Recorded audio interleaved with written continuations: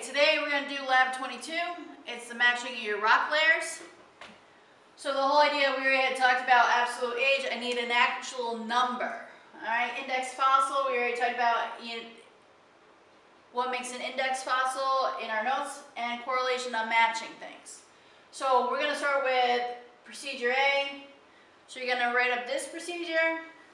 We're going to go to your data.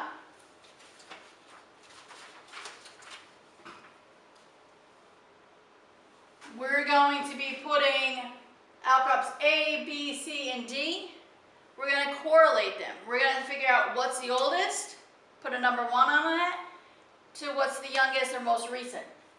Remember, here's your keys to what the rock types are. And then once we have those in order, we're going to fill in your data table, which is this. So once you have this all filled in, you guys are going to have to take a picture of it and you're going to have to share it with me for your lab. All right, this is going to be our most recent, and the bottom is going to be our oldest. This is procedure A, and this is later for procedure B. So I went ahead and I actually cut these out because it's easier, I found, if you go through and you can manipulate them. So if you need to, and say you have a test, I would just make these drawings, tear your pieces of paper apart, and move them around. So remember, I'm going to look for key beds, igneous intrusions. I'm going to look to see if I have any kind of metamorphism, those things, or any kind of volcanic ash. Those things are going to stick out as a key bed. So if I start looking, my oldest is going to be on the bottom. So if I'm looking at my key, for A, my oldest rock is going to be schist. B, the oldest rock looks it's gneiss. Then I have my granite. Then I have my gneiss again. So if I'm looking at that one, I've got to figure out which of these 4 are going to be my oldest. Well, we already know granite can't be my answer because granite needs to have something above it. So if I'm looking at my gneiss on D, the gneiss above it has schist. So the schist on A can't be the oldest. So what I'm going to do is I'm going to start moving the gneisses together.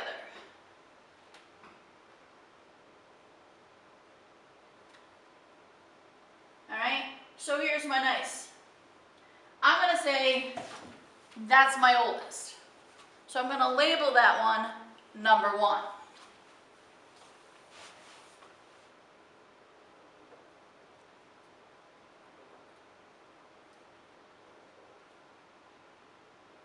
Alright, what happened next?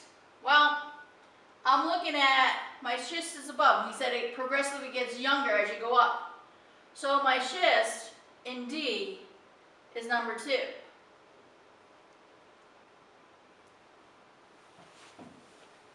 Followed by my schist in A.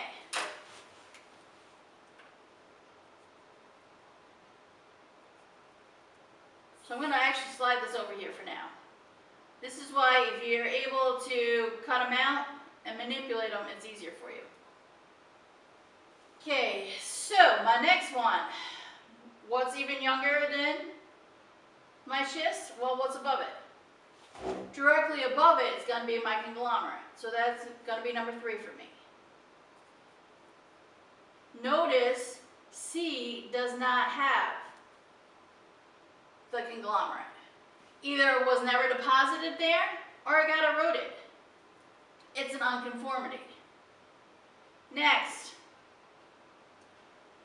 My next thing I'm going to go with, I have an option. Is it basalts, as it is for C and A, or is it sandstone? Well, looking at B, the basalt happens after the sandstone. So number 4, I'm going to go with sandstone.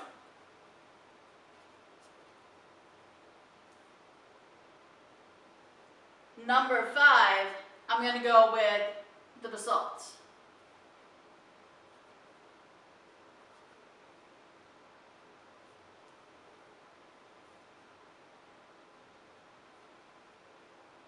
Six, I'm looking, it's going to be either my shale or it's going to be my limestone. So if I'm looking at it, the limestone's underneath the shale, so number 6 I'm going to go with limestone. Next, so D I'm not going to have to worry about any longer because they're all numbered. Next is going to be my shale.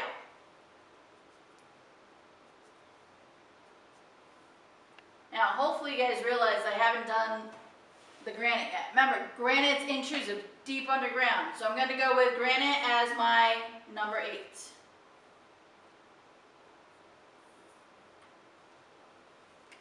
So on your lap, you're going to take those numbers, we're going to slide them over for now, and we're going to start drawing here. Our number 1 was our squiggly line that went horizontal, which was known as nice.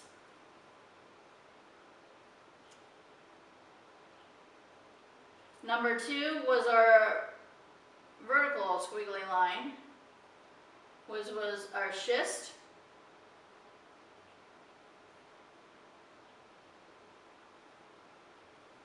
Number 3 we had as conglomerate.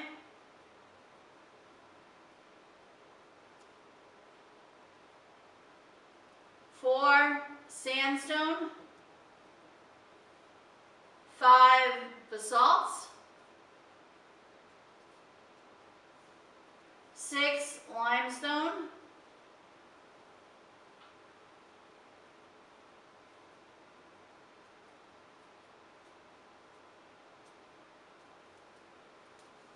7, shale.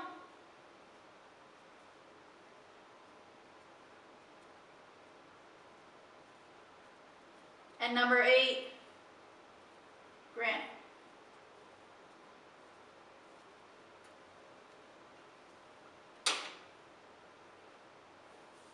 Okay, get those drawn in.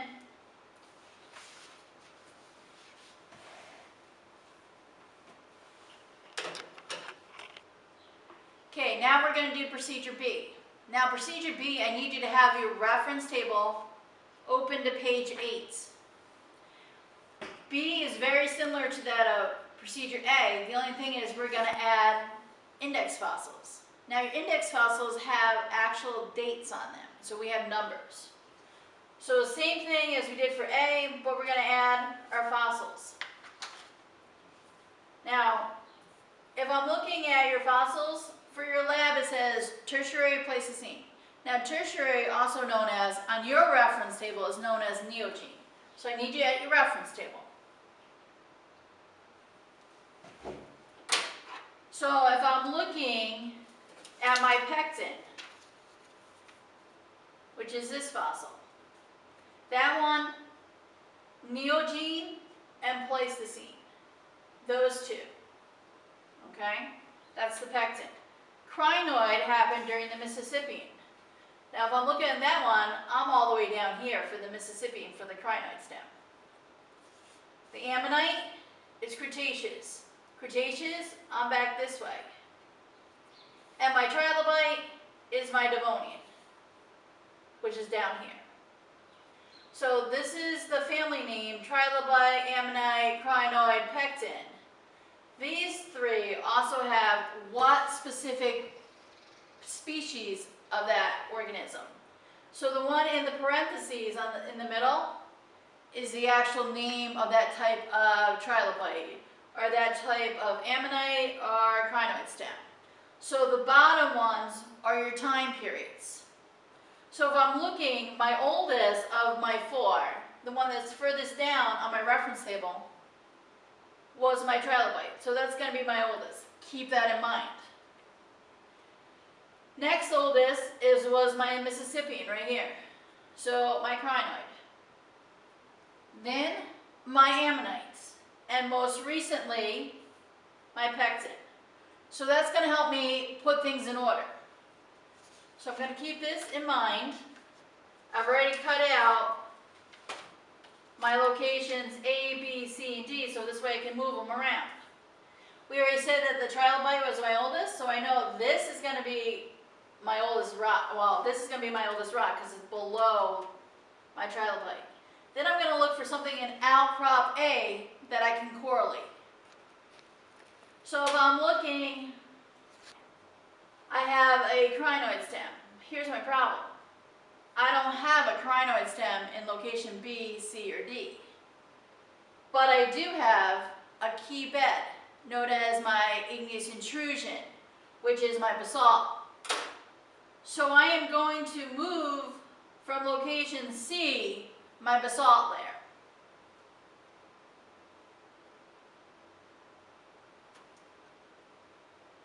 Alright, couple things that could have happened. My crinoid stem, it needs shallow water. So with that one, could I have possibly had this sandstone deposited either further out into the ocean, and this sand was in the habitat where my crinoid stem actually was. So this could have been deposited at the same time. Just different habitats. Further out onto the delta and closer to the mouth of the delta. Okay, the next thing, I need to figure out how to correlate B and D. If I'm looking at location B, I have my ammonite.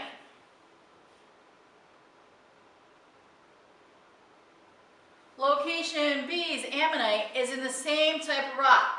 So the whole idea is probably was deposited at the same time, around the same time, same probably location, similar location. And then D is my last one I have to correlate. I'm looking at my pectin. Now here's my issue with the pectin. Pectin 2 needs to be shallow water in marine. I have B location in sandstone, but D location in siltstone. I need you thinking back to when we did weathering, erosion, deposition. Why would the pectin be in sandstone and siltstone? Could it be that the pectin lives in an area where I had sand being deposited and then silt was being deposited because the velocity had slowed down and no longer could move the sand, but was able to move and deposit the silt? That's probably what it's going to happen. So now we need to number these. Oldest being number 1 and our largest number being our most recent.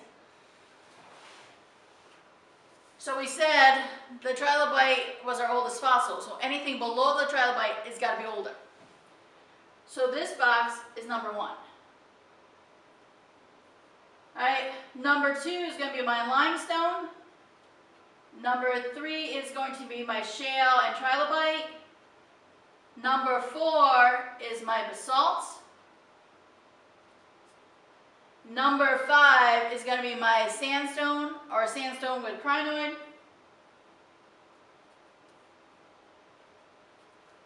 Number 6 is going to be my shale with my ammonite.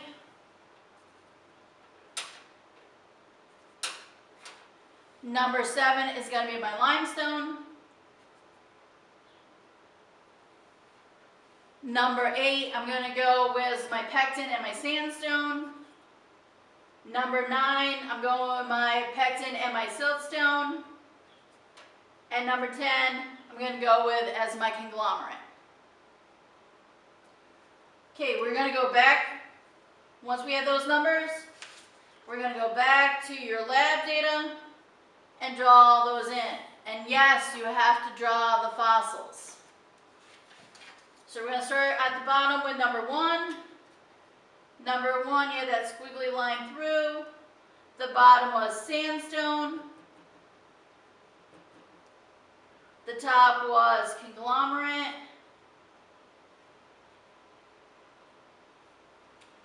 Above that, we had our limestone.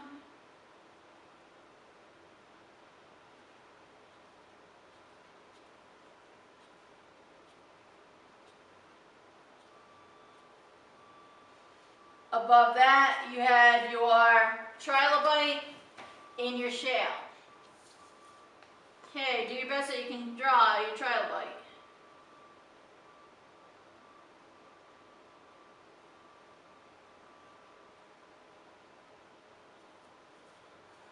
Alright, I know it's sad, but that's my trilobite. I know yours is going to be so much better.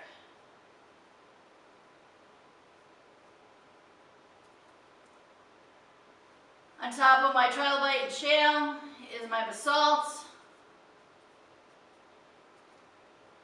Above that, I'm going to do a squiggly line again because I have sand and all. And I have the crinoid in only one. So I'm going to do my crinoid stem over on this side.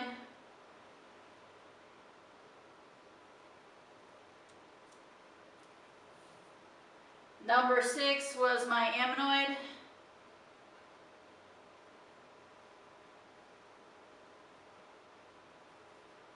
And that was in shale.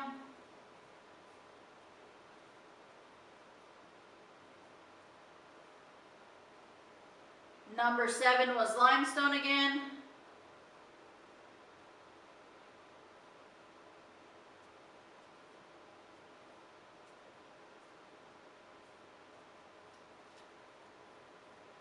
Number 8 was my pectin and sandstone.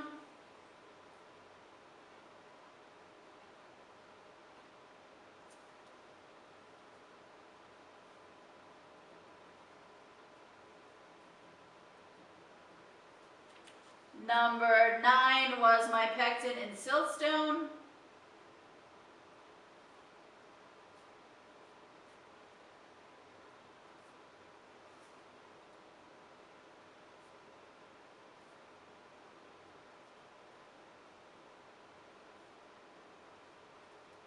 And number 10 was my conglomerate.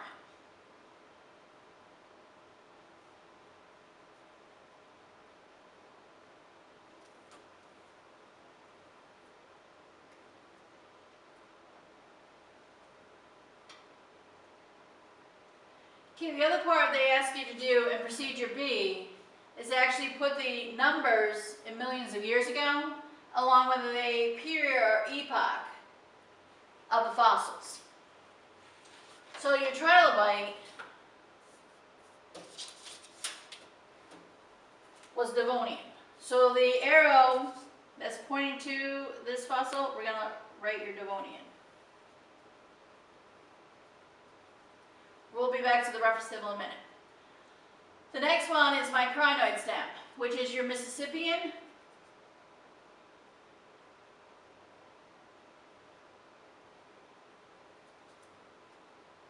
Your ammonite is Cretaceous.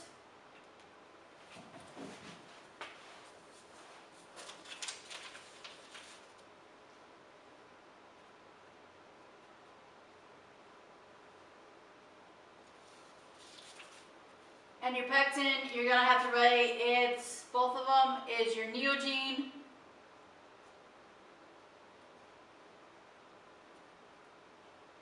Pleistocene. Should have started this a little higher.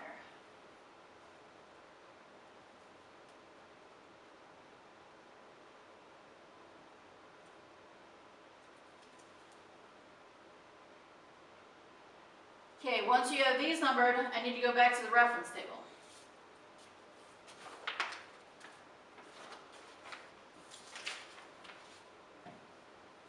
I'm on my reference table. Here's my period, here's my epoch, and this is telling me how many million years ago. This is why you need to have your reference table out. So if I'm looking at my Devonian, it's down here. Devonian is anything between 359 to 416 million years ago.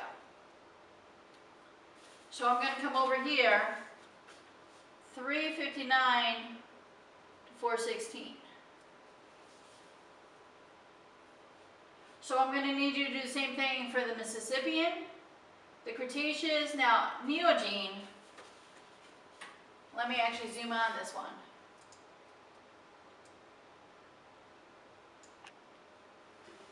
so if I'm looking at Neogene, Neogene ended 23 million years ago. So I need to figure out how long ago Pleistocene was to get my range.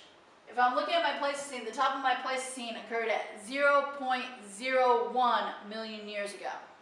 So my range for those two is going to be 0.01 to 23.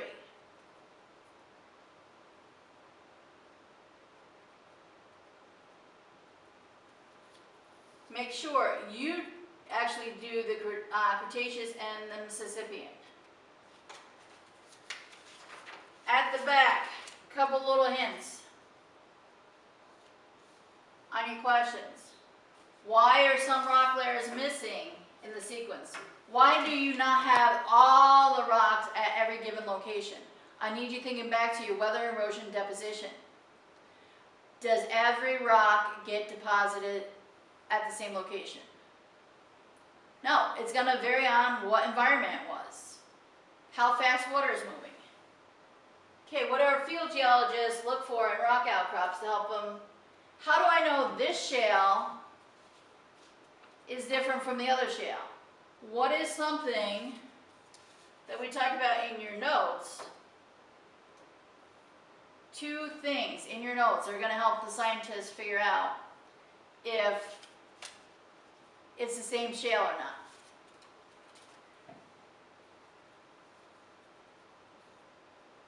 All right, number 3. Why is it easier for you to correlate the diagrams than it would have been for the geologists? Remember, the geologists actually go out and figure out what type of rocks, and they have to find the fossils. All that stuff was given to you guys. Number 4, what's the approximate age of the bedrock stratum at the very bottom of the fossil-bearing sequence? A fossil, not of the rocks themselves. So what is the oldest that the trilobite can possibly be? How many millions of years? So that's what that question is asking. Number 6, approximately how many years are represented between the deposition of the bottom and the top layers?